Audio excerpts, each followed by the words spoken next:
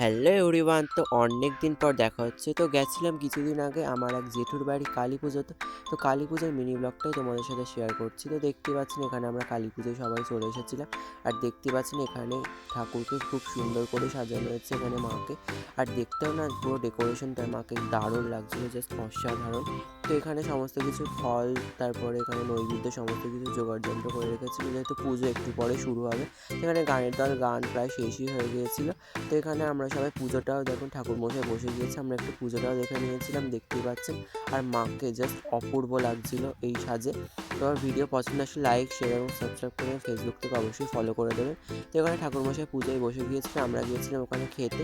তো এখানে খিচুড়ি, fried rice, আলুর দম, পায়েস অনেক কিছু হয়েছিল। তো এখানে সবাই সার্ভ করছে যে ক্যাটারাররা, আর আমরা খুবই ভালো করে খেয়েছিলাম। খাবারগুলো ভীষণই টেস্টি ছিল। তো এখানে আমরা খেতেও বসে পড়েছিলাম। তো দেখা হচ্ছে নেক্সট মিনি ব্লগে। আর অবশ্যই কেমন হয়েছে অবশ্যই কমেন্টে জানাবেন।